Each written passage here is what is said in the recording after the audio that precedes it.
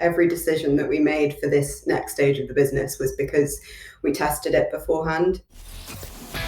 It's the e-commerce master plan podcast, here to help you solve your marketing problems and grow your e-commerce business. Cutting through the hype to bring you inspiration and advice from the e-commerce sector and beyond. Here's your host, Chloe Thomas. Hello and welcome. It's great to have you here. And we've got two amazing startup e-commerce entrepreneurs coming up to share their story with you. And whilst they are a startup, man, oh man, is there a lot we can all learn from what they've experienced so far, how they're growing their business, and the kind of the structures they've put around it. It's very intriguing business, and I found them hugely insightful, and I cannot wait to see where they take it next. But you will learn a lot just from this. Huge thanks to Rob Edlin from Nidux, who gets a kind of a mention as we go through the podcast, because he's, as well as being great at all things Google, so Google Analytics, GA4, Google Ads, all those kind of good things, he's also a fisherman these days. So he introduced me to today's guest. That's Rob Edlin from Nidux. Thank you, Rob. And we are going to be discussing some really key stuff around what e-commerce, which relates to how I think the e-commerce world is going to evolve in the future. So we're talking about scarcity. We're talking about sustainability we're not mentioning it a lot, but we're kind of talking about it the whole way through. We're talking about the power of word of mouth. We're talking about the need to have a minimum viable product and then build the next one and then build the next iteration. So building what you need at the right point in your business's existence. There's just loads of very cool stuff coming up in this episode. So please make sure you listen to the end so you don't miss out on my guest's top tips, which are, frequently described as the best bit of the show, and my own take on this episode. We're now live with Chloe's e-commerce club, my new free online club where the whole e-commerce master plan audience can come together. The point of the club is to help you all improve your e-commerce businesses, to help you solve your marketing challenges, to get supplier recommendations, learn new tactics, and much more. We're starting simple and focusing on that core of helping us all get through this challenging year, but we've got lots lined up for the coming months, and I'm sure we'll add more things based on your needs and feedback. It really is a club all about you and supporting your business. And yes, I will personally be hanging out in the club Monday to Friday to help you. So how can you join me in the club? Well, just go to ecmp.info/club. It's totally free to join. So come and join me and hundreds of our listeners at ecmp.info/club. And now to introduce today's special guests. Nick Jefferson and Ella Cooper are the co-founders of Wild Market, a Shopify store selling wild food that's open for just 12 hours a week. Yes, you heard that right, 12 hours a week. Founded in January 2022, they now have 9 producers live on the site, 1,500 customers, and regularly sell out each week. Hello, Nick. Hi, how are you doing? Great to be here. Thank you for having me. Awesome to have you on. And hello, Ella. Hello, thank you for having us. Well, it's when I heard of your site, I was like, oh, I love a bit of constraint and scarcity. I've got to get these guys on. So rather than me wax lyrical about that, how did you two get started in e-commerce? So e-commerce really was the solution to a problem that I had. I mean, my story is my wife and our 2 kids and I went to live in Spain for 6 years, and we went right down the food rabbit hole there, and were very interested in knowing where our food came from. We came back to London, and that was much, much harder to do. In fact, I couldn't get any fishmonger, for example, to tell me where the fish that I was buying from him or her was actually from. And so I thought there must be a way to solve this, and that must be through tech. So our platform, very simply, is it's a marketplace. It connects producers, and we have the world's best wild food in this country. And by that I mean fish, I mean shellfish, I mean meat. So people doing those, doing that work, connecting them with people who value what they do. So it's a very simple technological solution to a problem that I And I now know others have had, because that's why people have flocked to the site since we launched it. And did either of you have e-commerce experience before coming to this brand, or was this like just a total step into the unknown? A little bit of e-commerce experience. My background before Wild was retail and sort of managing boutique stores, sort of upmarket clientele, and then also a little bit of experience with an online e-commerce florist subscription service. So tech wasn't necessarily my expertise beforehand, but we've got through that, and we've used my retail experience. So we did an MVP in the spring where we used an online platform called Arcadia, which was marketplace specific, which served its purpose in the spring. We had quite a small tester customer base, and we moved to Shopify for the next stage of the business, which has just been brilliant to sell on. It's been very easy to set up, very easy to use. We've had only sort of good feedback from our customers on the platform so far. So it's been great. And I find it interesting you chose Shopify, because there is such a booming industry in marketplace software at the moment. What was it that made Shopify the right choice when it's not specifically for marketplaces? It's a good question. In the end, the marketplace software, a lot of marketplace software, as you know, Chloe, is developed around the vendors being able to kind of input their data into that system. Our marketplace model is managed. So we take care of a lot of that stuff for our producers, because these guys are out fishing, they're out hunting, they're out foraging. They're not sitting at kind of computer screens like lots of the rest of us are. And frankly, even if they are, their kind of patience / ability to work something like Arcadia, as we discovered, was pretty limited. So it's that thing of, it looks like a marketplace from the front end, but behind it's just really a standard e-commerce store, because you're doing all the product listing as such. Yes and no, although legally it is a marketplace. I mean, we don't hold any stock, right? So our producers are selling direct to the people who are buying from them. I love the fact you did the MVP, the minimum viable product launch, in the beginning to see if there was a market for it, because I think so often brands get so caught up in creating the ultimate perfect platform, marketplace content, everything else, that they never actually do that bit of customer feedback. So has that MVP site in the early stages, did that really impact how you've then built the business out?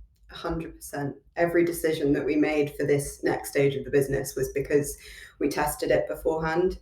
One of our advisors, is a great guy. He's in the tech business, and he just said this. He always relates it to your MVP being your skateboard, and then the next stage of the business is the scooter, and then fully fledged business is the car. So building our skateboard was absolutely crucial, and probably one of the reasons why we have the market only open for 12 hours a week, going with what Nick was saying about it being a managed marketplace.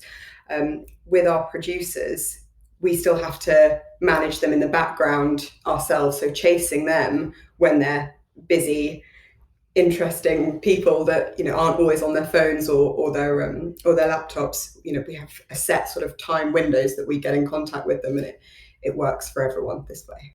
Yeah, I wanted to get onto that 12-hour window, because when I first saw it, I was like, oh, that's a cunning marketing tactic. And then I thought a bit more and I thought, oh, actually, from an ops perspective, that makes life so much more straightforward for yourselves and for your producers, who are people who are out hunting and fishing most of the time and are not standing somewhere waiting for someone to place an order. So which was the bigger driver, the marketing or the ops standpoint?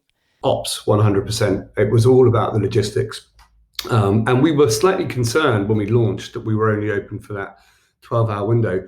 The customer feedback we've had pretty much every week since has been that people love that concentrated buying experience. There's something about the window kind of opening. I mean, we loved your podcast with Mindy Weinstein about scarcity. So they love it, but it wasn't driven by that at all. It was driven by a logistical necessity. Yes, you can't. I can imagine it's a lot more attractive to a fisherman if they know on Wednesday evening or Thursday morning that's when they get their orders. They can pick, pack, dispatch. Job is done. Get back to the busy job of actual fishing straight afterwards. So do you think it helps you recruit new producers? I think so. I think it's a really attractive proposition for them. The MVP helped with this as well, because we realised in asking them, they want to do the bare minimum with us, which is fair enough, because time is money for them. They need to be going out and securing their produce. It strikes me that it's also, I love it when people understand the seasonality of their business. Like, this is the time of year when we do X, this is the time of year when we do Y, because understanding it in my business has made life an awful lot easier, and your day-to-day becomes a lot easier. But I'm assuming, given you have Wednesdays is the day you're selling, does that mean you kind of have a different focus each day of the week? Has it made your own workloads a bit easier to deal with when there's that rhythm to the business? I think that's a really interesting point, isn't it? Yeah, I think so. It's taken time to set into this new stage of the business, since opening or since launching this proper marketplace. We've got a real flow of things now. The whole of Thursdays are taken up with us traveling to Devon and to Cornwall, and we do there and back in one day. So they're quite, it's quite. You can't see me, audience, but I just making the face of, oh, because having lived in Cornwall for a long time, London to Cornwall and back in the day is heavy duty, especially if you're doing meetings. So I take my theoretical hat off to you guys on that one. But Ellie, you're going to say a bit more about your weekly rhythm there. Yeah, so we've got our production and operational days, which are on Thursdays when we're packing the orders. Wednesday is a big day for just controlling the market, answering customer queries. We get fishermen and other producers messaging us throughout the day saying, I've got this, I've got that to put on site. So there's a little bit of admin involved there, and also alerting customers. Like Nick has to email everybody on sort of quite short notice to say, this has just come in, get your hands on it. And then sort of Monday, Tuesday, admin days for us. It's about securing new producers, getting new items on the marketplace, which takes a lot of time, recruiting new producers, because you have to see them. We've had a magic number of seeing them at least 3 times before they would actually feel comfortable and come on board with us. And then Fridays are just our customer service days and making sure that everyone's happy with their orders, which they are. So it's good. Yeah, but I think people listening will be going, what, you just have days where you deal with those things. You don't have to do it all every hour of every day. It's like there's a lot to be said from that focus, isn't there? There is, and like I said a few moments ago, it's not something that we planned, but it does mean that we know Friday mornings, for example, we're here ready to deal with any challenges that might have arisen with deliveries and the like. And it just makes the week easier to plan. So we know there are certain days where we have time to think about strategy, time to talk to investors, all this kind of stuff. It does. I hadn't actually thought about it in this way until you brought it up just now, but it does really help us marshal our own time, which when you're a startup, as lots of folk listening to this will appreciate, is the ultimate kind of premium, really. It's very easy to be a busy fool in any e-commerce business. The success, especially in the early stages, is focusing on what you should be focusing on rather than focusing on what you could, because the could list is kind of infinite. Ella, I wanted to come back to something you were saying about how much work goes into finding the producers, because I think people often think a marketplace is an easier way of doing e-commerce because you don't have to produce product, you don't have to go and source you're not sourcing and buying product. The product will just automatically come because everyone will love the idea that you've created this marketplace and you can just focus on the selling. But the producers is a huge amount of workload to get them right, to get the right people on board and get them selling, I'm guessing. Absolutely.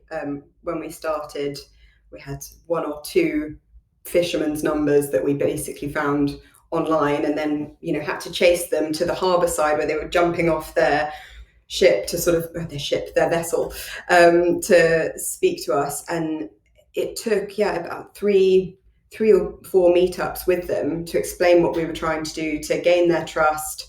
And since those initial meetings, more producers are coming to us because they hear that their friends are selling and making a tidy profit from wild. So they are a little bit more inclined to trust us now, whereas initially we've just the two guys from London that turned up, and I don't know, they were interesting meetings. Yes, I must admit, I am Cornish. I live not far from fishing areas. I know some fishermen, but the idea of going out and talking to them when they're in fishing mode scares the bejesus out of me. So I'm, and I can put the accent on quite authentically when I'm not doing my posh podcasting voice. So yeah, I'm impressed, and it doesn't surprise me it took a couple of meetings. But we've talked about how you're dividing the work across the day. What does your team look like? Is it just the two of you? How are you dividing responsibilities? Have you got other people now working for you? It's very lean here, so it's just the two of us at our kind of headquarters. Is too grand a phrase for where we are, but it's just the two of us here in London, and then we have a team down in the southwest of England, Exmouth, which is our kind of pick, pack, and dispatch hub. And we have 4 people working there on Thursdays. So it's a very, very lean model that we run. And that, of course, is one of the beauties of the marketplace model. Yes, you can, because you haven't got quite so much interaction with the stock. It can be quite lean. And what we failed to say is that you are here in London, you're in the UK, and you're only selling to the UK, aren't you? For what are kind of obvious reasons, but let's just be clear. Yeah, I mean, it's very difficult these days to export food to all sorts of countries, and actually the market here in the UK is sufficiently big that we've really got to kind of focus on that first. People now, we've hit a point, I think, where people are fed up with what I call big food. They're fed up with supermarkets, those kind of soulless aisles of food wrapped in plastic packets that will last forever. And I think there is a desire to reconnect with the land and the seas that surround us. So this enables folk to do that. And Ella, from that minimum viable product piece that you did at the beginning, has that influenced your marketing strategy and your growth strategy? Because to have 1,500 people already waiting every Wednesday to buy is a serious achievement for the small number of months you've been going so far. So I guess what I'm trying to say is, have you got any marketing tips that you could share with the audience on what you've been doing so far that you're willing to share? Yeah, I think our biggest tip would be to look after the customers you've currently got, because similarly to our producers, once the producers are doing well, they'll tell their friends who are also coming on board to do well. It's the same story with our customers. If they're happy and they've got this interesting thing that every Wednesday they log on and they see that there's new produce in, something that they've not heard of before, they'll order it, they'll do dinner parties for their friends. Their friends will then say, where did you get this amazing produce from? And then they'll hear about Wild and they'll share it with their friends. And so long as we're maintaining those customer relationships, we will continue to grow, and it will be meaningful customers and meaningful purchases. The customers are the best for recruiting more customers because their friends are very similar to them and know what they like. So, yeah.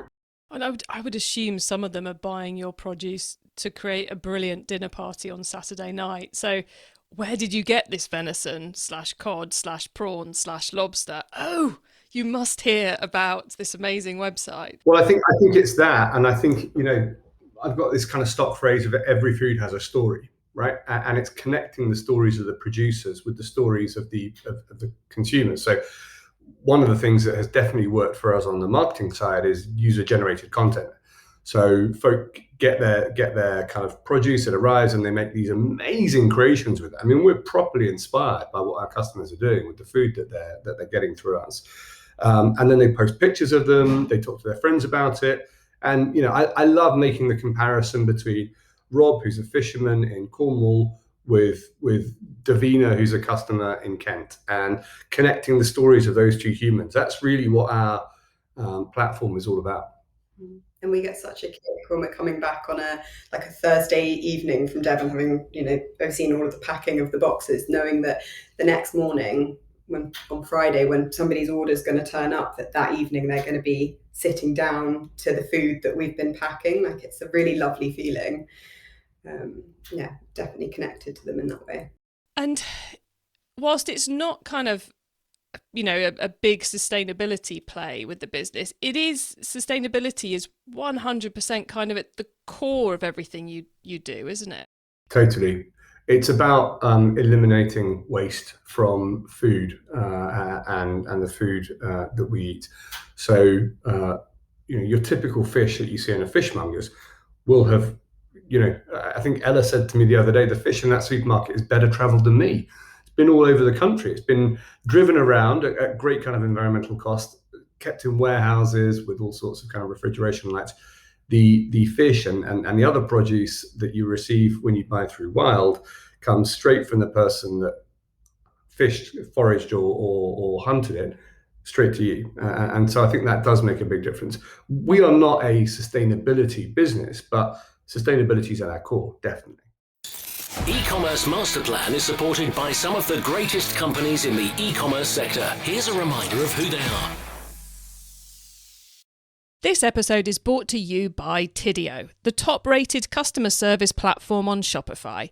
Tidio enables you to manage all your communication channels in one dashboard, making it super easy for your support team to handle all customer inquiries. Tidio AI helps you automate more than 40% of support responses and increases your sales by recommending products and offering discounts to your website visitors. Increase customer satisfaction and sales with personalised shopping experiences. Visit ecmp.info/Tidio, that's TIDIO, and start using Tidio now. Plus, get an exclusive discount for e-commerce Masterplan podcast listeners by using the promo code MASTERPLAN. Do you, like me, have a bit of a software tools habit? Well, I love a good tool and the impact it can have on my business. For me, a good tool is one that solves a problem we have, that can save me and my team time, that improves performance, and where the price is 100% worth it. That's why I've always got an eye on the latest tools to appear on AppSumo. Not heard of it? AppSumo is a site where you can buy key software tools for your business once and own them forever. For example, we use a tool I bought from AppSumo in 2020 for $49 to schedule all our Twitter, LinkedIn and Facebook posts. In fact, whilst creating and promoting this very episode, me and the team will have used at least 10 tools I've bought from AppSumo. I'm a big fan. So go on, check out what's on offer right now by going to ecmp.info/AppSumo. That's ecmp.info/AppSumo. And I bet you'll find a brilliant solution for at least one of your problems. Go to ecmp.info/AppSumo. It's time for the top tips round. Okay, I love this section because it gives me and our listeners some really quick ideas for taking our businesses to the next level. Nick and Ella, are you ready for the top tips? I'm ready. Bring them on. Okay, here we go then. The book top tip. If everyone listening to this podcast agreed to take Friday off and read a book to make their business better, which book would you recommend? I believe, Ella, you've got us the answer on this one. So I do have a book, and I think your listeners will be happy because it's a relatively short and pleasant read, so they can have the rest of their Friday off after they've finished it. The book is called Ikigai. I'm probably butchering the pronunciation, but it's a book by Hector Garcia, and Ikigai is the Japanese phrase for reason to live. And what this book does is it takes your skills and your needs and your desires, and in the center of all of those things, it finds your reason to live. And I think in terms of starting businesses and finding inspiration, having your Ikigai, your reason to live, sort of really solid in mind is the most helpful thing for that. Especially for this business and what we do, just believing in creating it sounds very hippie, but creating a better world. Like, I come to work every morning and I know what I'm doing is doing good. It's doing good for the fishermen that are making, more money from their produce. It's doing good for the fish that aren't being tortured in horrible fish farms, and it's doing good for the customers that are actually eating the freshest fish that they can get from the waters in this country. So I think that it's a nice read, and it'll be good for your listeners. So that's why. I think you're so right, because if you're trying to do a startup, it's hard enough if it doesn't align with what you actually want to achieve as a human being. Just doing it for making money, you will burn yourself out, people. There has to be more. So I love that, especially a short read. Always up for a short read. So thank you for that one, Ella. The traffic top tip: which marketing method do you either prize above all others or think doesn't get the press it deserves? And Nick, you've got us an answer on this one. Word of mouth. I think it's huge. I've learned the hard way that Instagram likes don't equal kind of pounds in the bank.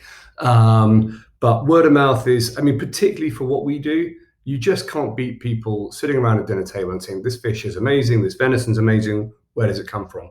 And not only can our customers tell them where it comes from, they can show them a photo of the person that fished it or hunted it and tell them a bit about their story. That for us is golden. We need to do much more than that in order to grow. But word of mouth is the thing that I think is most underrated. Humans trust other people. So underrated by so many businesses. And if you can, and then people think it's just about installing an app that will give people points or something, but it's so much more. If you can give them the story to tell that makes them feel good, that makes their recipient feel, love it. Brilliant answer. Okay. The tool top tip: maybe a collaboration tool, a social media plugin, a phone app, or just a way of working. Is there a cool little tool you use that makes you and your team more efficient day to day? And we're back to Ella for this one. This is probably an old-fashioned answer. I did have a think about various platforms that we've used that have been helpful, like Monday and all of these kind of things. But actually, when I think about it, I think it's just being present all the time and being in office together. And I say in office, being in the car on these drives to Cornwall and Devon is when we have our best strategy sessions. Our biggest ideas or our most successful ideas have come from these long car journeys. But I think, I'd say it's just this communication and being able to spark ideas off each other in the same space is the most helpful thing. Obviously working from home has its place, but we find we get significantly more done, and we have better ideas when we're physically together, for sure. There is something about being around the same table or being stuck in the same car on the M5, which it creates more of a breathing space. I love the fact that a Zoom call is really efficient, but it doesn't create the breathing space for, how are you? Do you want a cup of tea? And all those bits which that easier brain time is so often where the good stuff comes from. So yeah, that's not old-fashioned at all. And I think that's actually something we all need to hear at the moment. Okay, the growth top tip: if you met someone today who's focused on growing their e-commerce business from 100 orders per month to 1,000, what would be your number one tip for them? Look after those 100 really, really, really well. It goes back really to what I was saying about word of mouth. It's very easy to overlook the, in quotes, risks that those people took to come to your business in the first place. Look after them. And there's been a couple of times where I've had to be kind of reminded by our own advisors to look after our early adopters. And it's been advice that I've really, really appreciated because they are spot on. Those 100, if you look after them well, and we bend over backwards to give great customer service to our customers, we'll go out and get you the next 900 if you play your cards right. Yeah, such good advice, always in e-commerce, and especially in the way the e-commerce world is changing at the moment, and the way the market's changing, the competition levels are going up, and I'm not going to bore you all with it again, but totally something that should be on your to-do list in 2023 to make sure you're looking after your existing customers. Nick and Ella, you've both been fantastic. Before we say goodbye, could you please let the listeners know where they can take a look at your business on the web and social media, and maybe even, if they're in the UK, grab some lovely produce? Yes, so if they go on www.wild.market, and they should do this on a Wednesday, 7 a.m. till 7 p.m.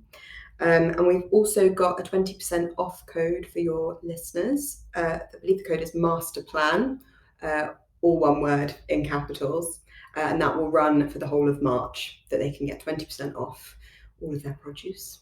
They can also follow us on Instagram, and the handle is @wild, and that's WYLDE, WYLDE_market. And they can sign up for updates and hear kind of stories about our producers and the food that they're producing. Marvellous. Everyone, that's WYLDE.market to head to the website, or you'll find them on Instagram. And don't forget, if you want that 20% discount, you need to be in the UK, you need to use the code MASTERPLAN, and you need to do it before the end of March. We're fully rocking and rolling with the scarcity and constraint elements here. So go on a 7 a.m. on a Wednesday to get your pick. Nick, Ella, thank you so much for coming on the podcast. It has been amazing exploring how you're building your business, and I can't wait to see how it all goes. So thank you for joining us. Thank you. Thank you. What a fascinating business they are building. I think that element of constraint and focus and how they're seeing it play out across the business is only going to bring dividend after dividend after dividend as they keep growing. I loved the example they're saying about, we did the skateboard that was that MVP option at the beginning of 2022, learned a huge amount to help them build the scooter that is the current Shopify site and to enable them to take the business to the next stage. I thought that was a really good way of thinking about the stages of your business. We're going to start with the skateboard, not the Ferrari, and then we'll build the scooter, then we'll build the push bike, and on and up we go. So I love that. And that their marketing is so focused on the customer and the experience and the story and how that all comes together, which is so on the money for what we're seeing working for people this year. I'm sure you'll have got a lot out of that. I know I've thoroughly enjoyed chatting to them. You can get your hands even, on the notes from today's show, including the top tips and links to what we've mentioned by heading over to ecommercemasterplan.com/podcast, or just put ecmp.info/ whatever the number of this episode is into the URL bar, and you will go straight to the correct episode page. Once you get to the website, please make sure you add yourself to our email list so you don't miss out on any of the other things I share to help you improve your business. And there's loads we've got coming up this year, so make sure you're on our list. If you liked this episode, then first off, go and check out the episode all about scarcity with Mindy Weinstein that we put live just a couple of weeks ago, because Nick referred to it earlier in the episode, and I have to say it's an episode that people keep talking to me about, and which really builds on some of the things we've been talking about in this. So episode number 422, so 422, to go and have a look at that one. And if you want more on startups and how people are building their startups, then ecmp.info/startup will take you straight to a page on the website where we list all our lovely startup episodes. Thank you for tuning into this and every episode of the E-commerce Masterplan podcast. We really appreciate you listening. I bring you a new interview every week because I want to inspire and help e-commerce business owners like you to succeed and thrive with their businesses, including progressing along the path to net zero. So if you know someone this show can help, please tell them to listen to the E-commerce Masterplan podcast. I hope you have a great week, and don't forget to keep optimizing. Thank you for listening to the E-commerce Masterplan podcast. Find out more at ecommercemasterplan.com/podcast. Don't miss out. It's time you joined Chloe's e-commerce club, our free club that's all about helping you grow your e-commerce store. Join right now for free at ecmp.info/club.